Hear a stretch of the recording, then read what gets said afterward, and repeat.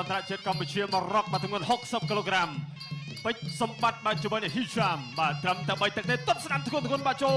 កិច្ចចង្កមកពីពេជ្រសម្បត្តិទាត់ឆ្វេងមកវិញនេះគ្នាបាទពី High Champ បា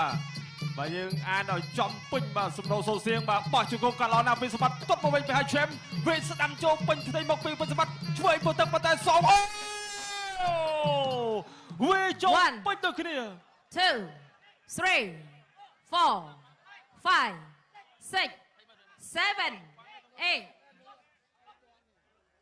ប្រកបបន្តបាទមួយដៃនេះធ្វើឲ្យកីឡាករបង្គោលខៀវរួមបាទវត្តមានអាដាមអភិសន្តិបណ្ឌិតបាទបានឧបត្ថម្ភជូនដល់ក្របីព្រៃបាទទឹកប្រាក់20រៀលចូលពីដៃមកវិញបាទពី High Champ ទាត់ស្រាំទៀតពីបង្គោលខៀវ High Champ ទាត់ឆ្វេងបាទមិនដល់ខ្លួនដែរទេតែតាមទាត់ស្រាំចូលក្រៀនក៏មកពីពេជ្រសម្បត្តិទាត់ស្រាំចូលពោះទឹកទៅវិញទៅគ្នាពី High Champ ហើយឆ្វេងតាមស្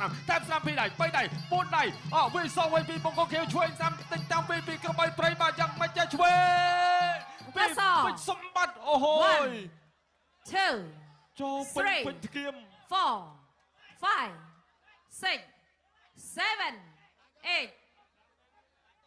ប្រកបបន្តបាទប្រកួតបន្តយ៉ាងម៉េចធៀមបាទអត់ទេបាទលោកកញ្ញាកដាលបាទគឺសម្រាប់ចិត្តបញ្ឈប់ការប្រកួតត្រឹមតែទឹកទី1អបអរសាទរជ័យជំនះដល់ក្របីព្រៃពេជ្រសម្បត្តិចាសសូមអរគុណបង្គោលក្រហមពេជ្រសម្បត្តិ